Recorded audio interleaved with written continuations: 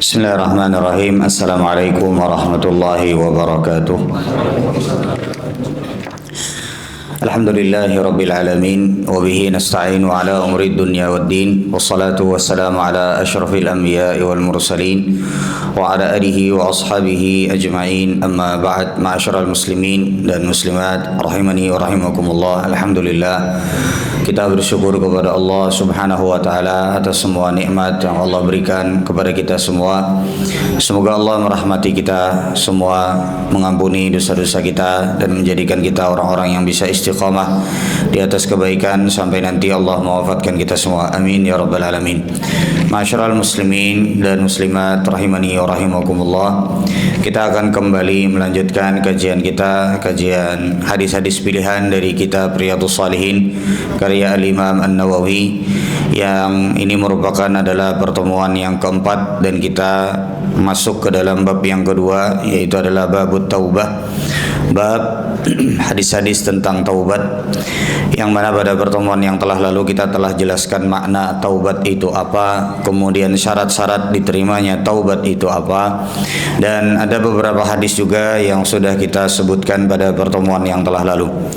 Dan insyaallah pada kesempatan kali ini kita akan masuk ke dalam satu hadis, yang hadis ini adalah hadis yang lumayan masyhur. Ya, hadis ini berisi beberapa faidah dan beberapa pembahasan. Kita akan bacakan terlebih dahulu hadisnya, lalu kemudian insyaallah kita akan jelaskan. Ulun minta tolong untuk ibu-ibu untuk tidak mengobrol karena suara pian sampai ke depan dan bisa mengganggu pemateri.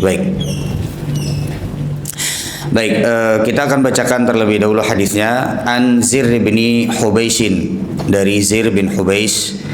Ini adalah seorang tabi'in. Qala ataitu Safwan ibn Asal radhiyallahu anhu. Aku mendatangi Safwan bin Asal radhiyallahu anhu. Ini adalah sahabat Nabi. Jadi Zir bin Hubais adalah tabi'in. Kemudian Safwan bin Asal adalah sahabat Nabi sallallahu alaihi wasallam. As'aluhu anil mashi 'alal khuffaini. Jadi Zir bin Hubais ini punya beberapa pertanyaan. Dan salah satu pertanyaan yang beliau masih ragu, kemudian masih perlu ilmu di dalamnya, adalah tentang mengusap kedua khuf atau mengusap alas kaki. Faqala ma jaa bika ya Zirru. Lalu kemudian Safwan bin Asal bertanya, apa yang membuatmu datang kepadaku wahai Zir? Faqultu ibtigha al-ilmi. Lalu Zir mengatakan, untuk menuntut dan mencari ilmu. Faqala innal malaikata tada'u ajnihataha li talibil ilmi ridhan bima yatlub. Sesungguhnya para malaikat-malaikat Allah meletakkan sayap-sayapnya kepada para penuntut ilmu atau orang-orang yang mencari ilmu atau orang-orang yang duduk di majelis ilmu, ridhan bima yatlub. Disebabkan karena para malaikat Allah ridha, senang dengan apa yang dilakukan oleh para penuntut ilmu. Faqultu innahu qad hakka fi sadri. Sesungguhnya, kata Zir bin Hubais, ada sesuatu yang membuat hatiku ragu. Al-mashu 'alal khuffaini ba'dal gha'iti wal bauli. Apakah diperbolehkan untuk mengusap kedua khuf setelah buang air kecil dan buang air besar? Wa kunta imra'an min ashabin Nabi sallallahu alaihi wasallam, dan engkau wahai Safwan bin Asal adalah salah satu dari sahabat Nabi sallallahu alaihi wasallam. Faji'tu as'aluka, maka aku datang untuk bertanya kepadamu. Hal sami'tahu yadhkuru fi dzalika syai'an? Apakah engkau pernah mendengar Rasulullah sallallahu alaihi wasallam bersabda tentang mengusap kedua khuf atau kedua alas kaki? Qala na'am. Kata Safwan bin Asal, ya, aku pernah mendengarnya. Kana ya'muruna idza kunna safaran. Dahulu Rasulullah sallallahu alaihi wasallam memerintahkan kepada kami ketika kami sedang bersafar. Alla nanzi'a khifafana thalathata ayyamin wa layalihinna. Kami diperintahkan, kami disuruh, kami dianjurkan oleh baginda Nabi Muhammad sallallahu alaihi wasallam untuk tidak melepas alas kaki selama 3 hari 3 malam apabila kami bersafar. illa min janabatin, kecuali kalau kami dalam keadaan junub atau dalam keadaan bermimpi basah atau setelah berhubungan suami istri.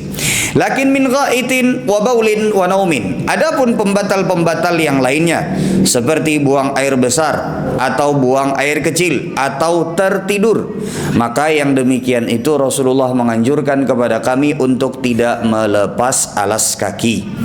Fakultu. Nah, ini jadi pertanyaan yang pertama adalah tentang mengusap kedua khuf. Nanti akan kita sebutkan faedah-faedah terkait dengan masalah ini. Fakultu, hal sami'tahu yadhkuru fil hawa syai'an.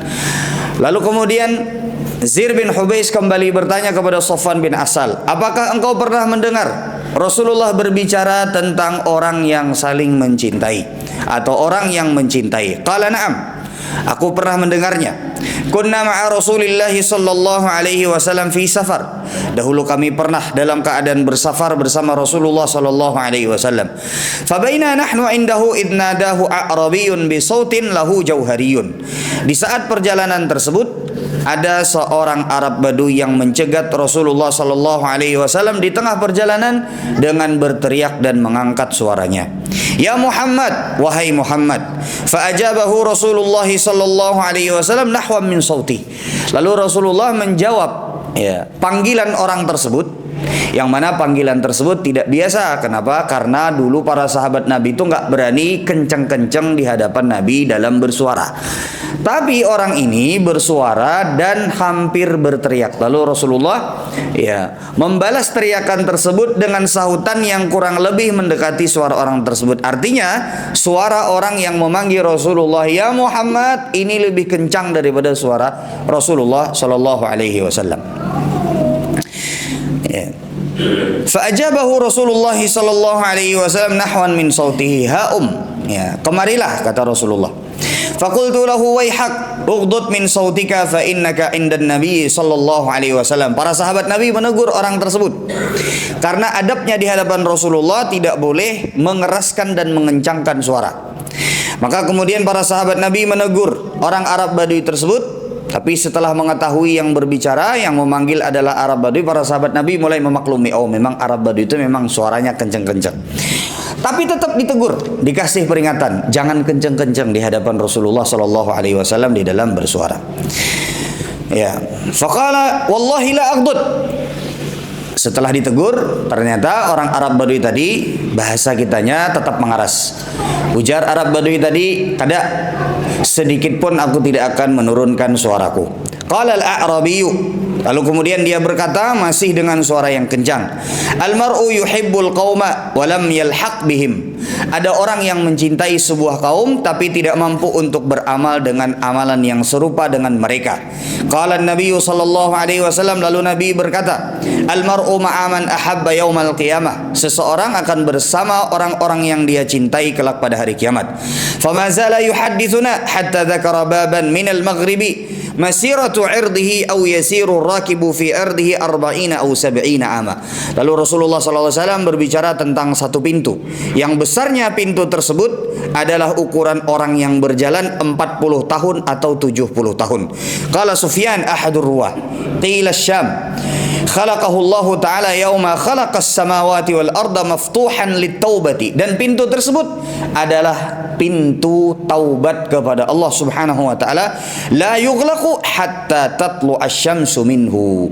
Maka tidak akan ditutup pintu tersebut sampai matahari terbit dari barat. Berarti pintu taubat itu yang disebut di sini yang luasnya itu seumpama orang yang berjalan selama 40 tahun atau 70 tahun itu tidak akan tertutup sampai nanti ketika matahari itu terbit dari barat. Maksudnya berarti sudah mendekati hari kiamat. Baik, hadis ini adalah hadis diriwayat Al-Imam At-Tirmidzi dan beliau mengatakan hadis ini adalah hadis hasan sahih dan dinyatakan hadis ini oleh Syekh Al-Albani rahimahullah taala adalah hadis yang sahih. Baik, jamaah sekalian rahimani wa rahimakumullah, ada beberapa faedah yang bisa kita ambil dari hadis ini. Yang pertama adalah terkait dengan keutamaan para penuntut ilmu.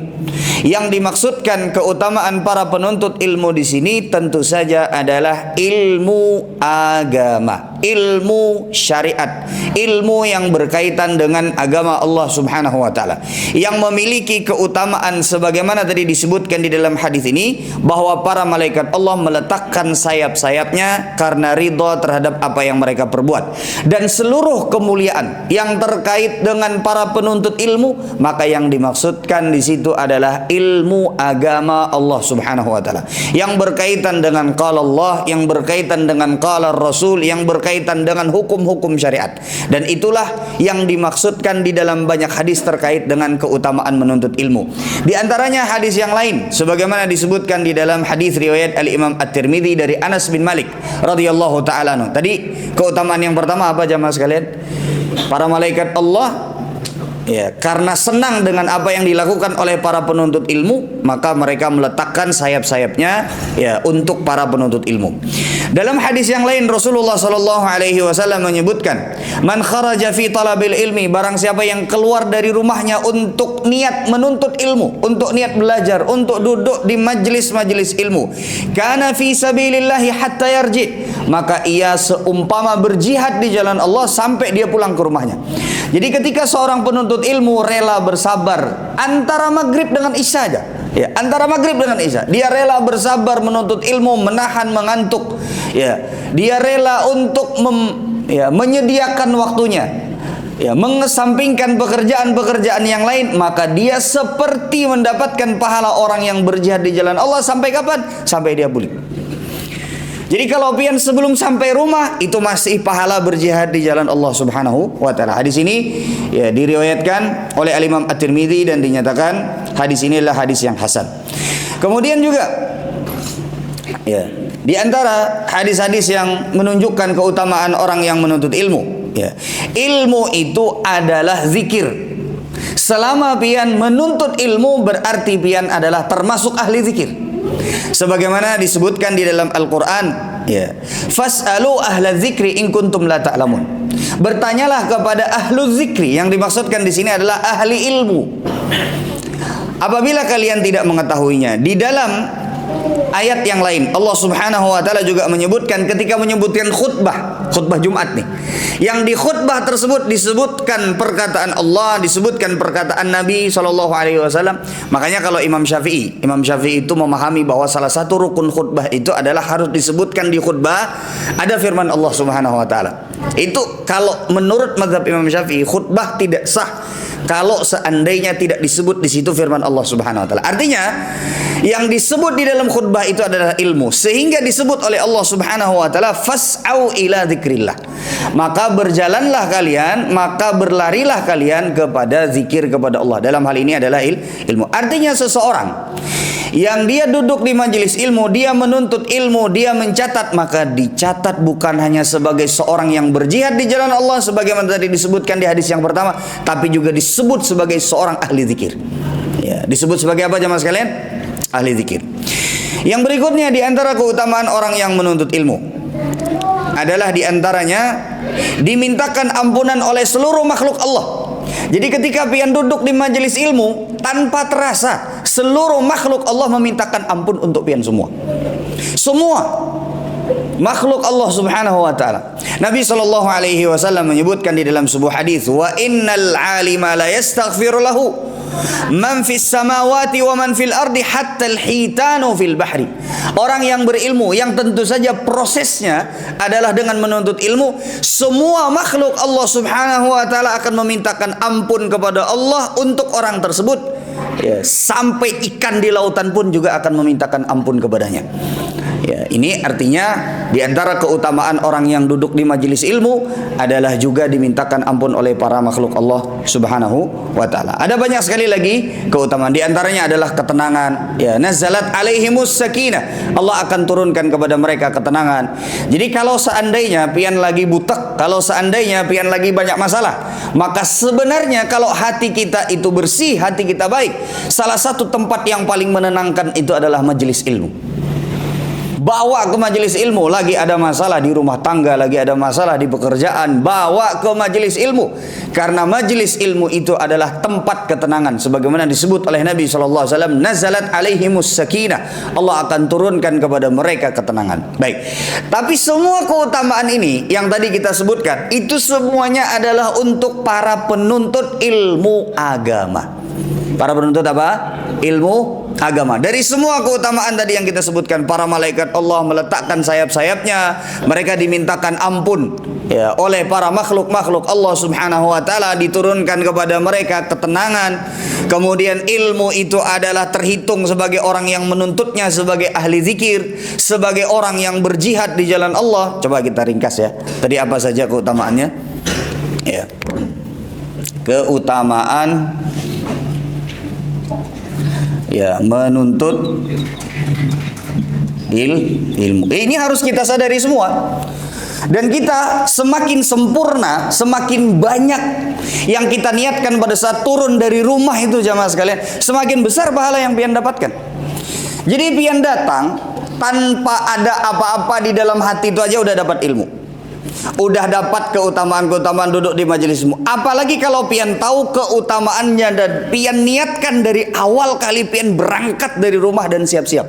Itu keutamaannya akan membuat pahala pian lebih besar. Sehingga kita hadirkan nih pada saat kita datang ke majelis ilmu, dari pertama kali pian pilih baju aja ke majelis ilmu itu yang mana, kemudian pian mandi, siap-siap turun menghidupi kendaraan, sampai datang ke musola, sampai datang ke masjid, sampai ke datang tempat di mana pian menuntut ilmu, itu hadirkan keutamaan-keutamaan ini. Tadi yang pertama apa?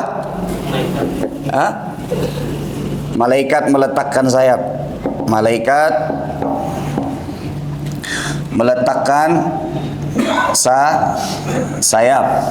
Yang kedua, pahala seperti berjihad di jalan Allah. Tiga, terhitung sebagai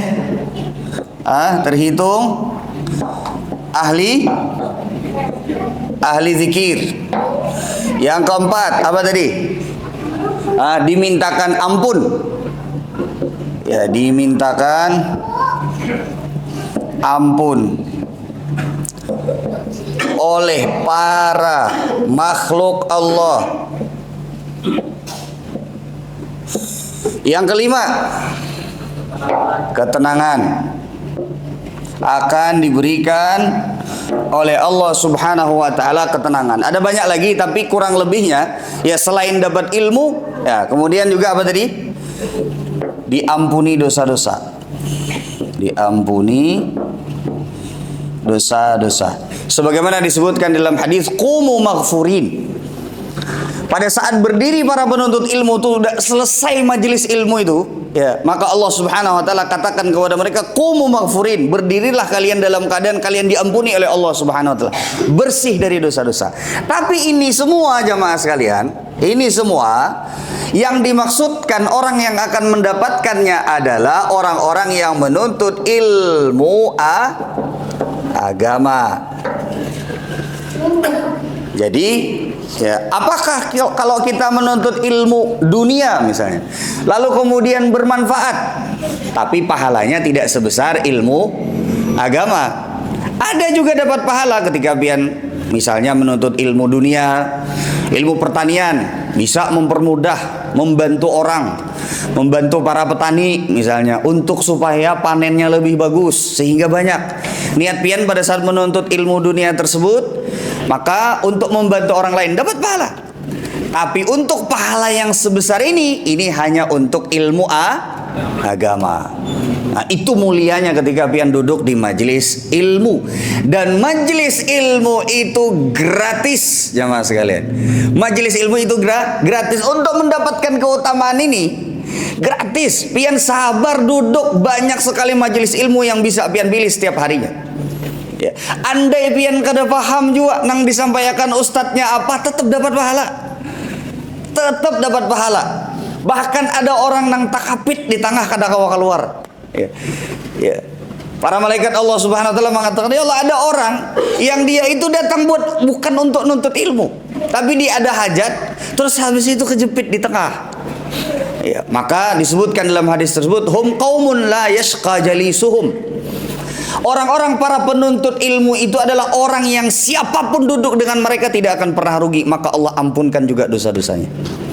Itu utamanya pian duduk di majelis ilmu yang setiap hari ada majelis ilmu gratis, jamaah sekalian. Kita aja lagi itu hakun datang katanya. Maka jangan sampai kita sia-siakan majelis ilmu. Karena keutamaannya begitu besar. Kita hidup di dunia ini setumat, jamaah sekalian. Kadalah awas kita hidup di dunia ini. Nah, salah satu yang membuat hidup itu berkah adalah ilmu. Sudah bisa dimengerti, jamaah sekalian? Baik.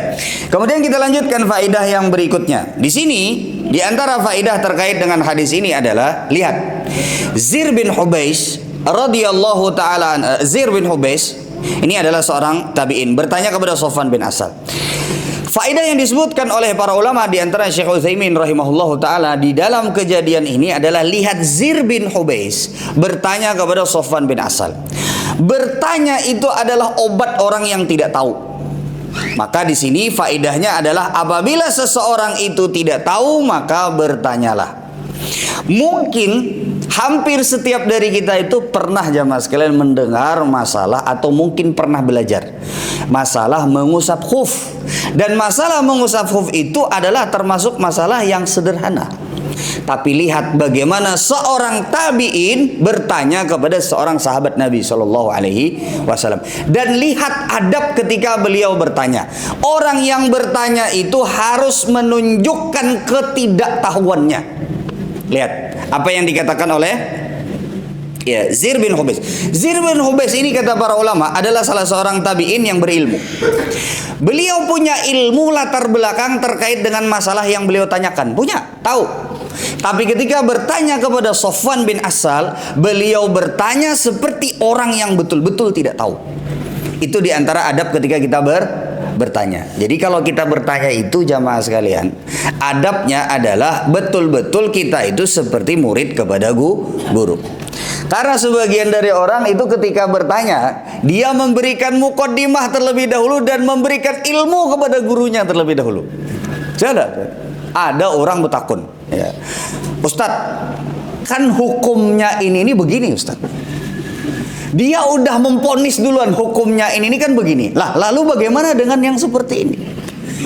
Bertanyalah. Sebagaimana kita itu tidak tahu, dan itu diantara tanda keberkahan ilmu seorang murid yang bertanya ketika dia ingin mendapatkan ilmu adalah bertanyalah sebagaimana seseorang yang tidak tahu. Bisa dimengerti sampai sini, jamaah sekalian? Jadi jangan lagi nang betakun nang memukaddimahi piragah tahu berdahulu, itu termasuk bukan adab di dalam. Kecuali kalau memang yang kita tidak tahu itu adalah misalnya hadis. Ustaz, ada hadis seperti ini, Ustaz, ulun tidak tahu maksudnya apa, Ustaz. Itu nggak masalah. Ya, jadi ini diantara adab ketika bertanya. Bahkan seorang tabi'in yang tahu tentang masalah mengusap khuf itu bertanya seperti orang-orang yang betul-betul tidak pernah tahu terhadap masalah tersebut. Makanya beliau bertanya di sini, ya,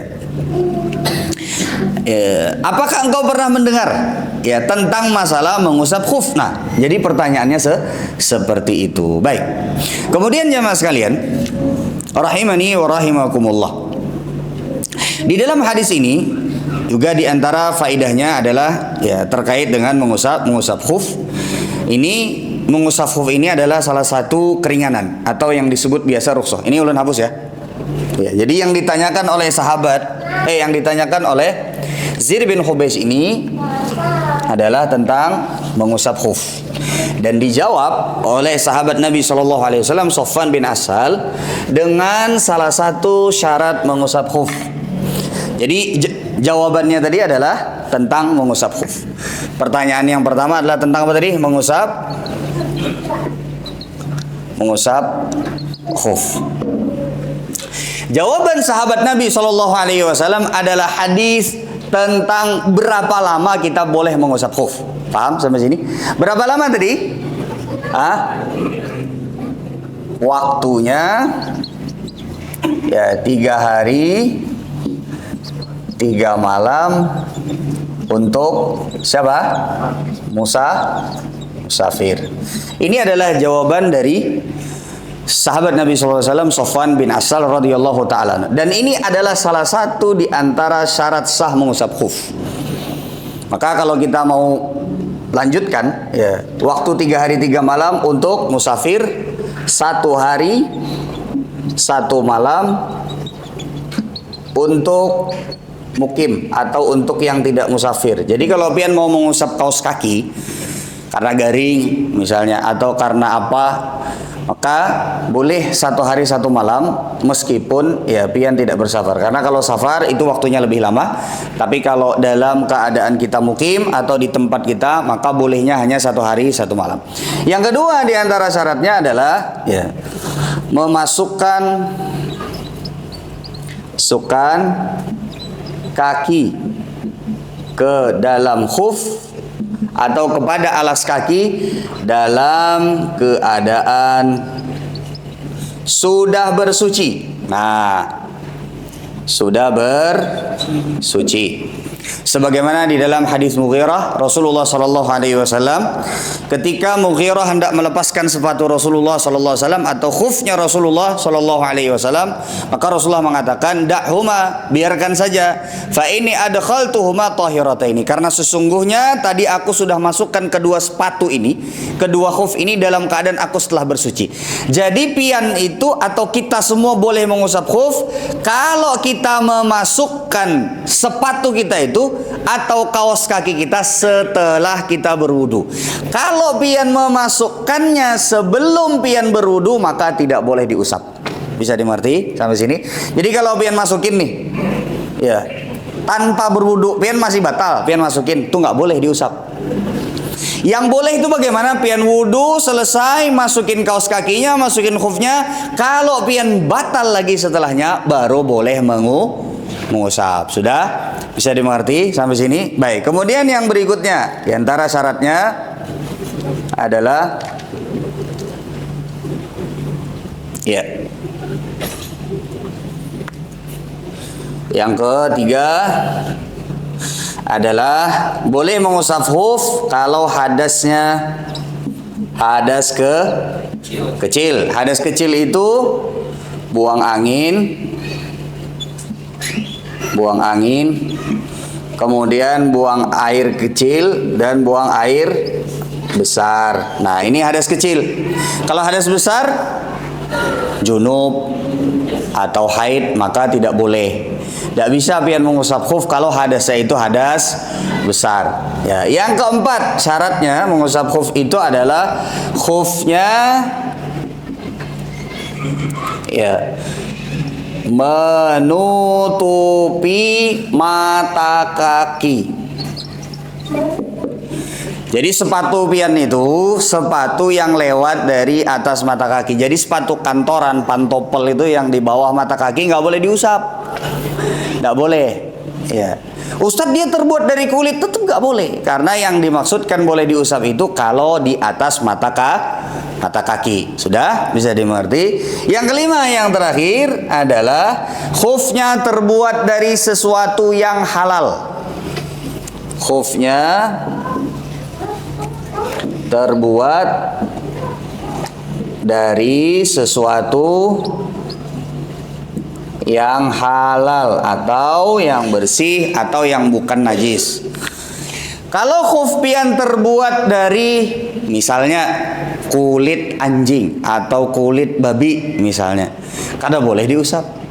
Dipakai saja kada boleh, apalagi pian diusap kada boleh. Sudah bisa dimengerti sampai sini? Nah, buat bapak-bapak yang sering safar, buat bapak-bapak yang misalnya sering bepergian atau misalnya sering pakai kaos kaki, ya kalau mau mengusap khuf, maka inilah syaratnya. Yang pertama, waktunya 3 hari 3 malam untuk musafir.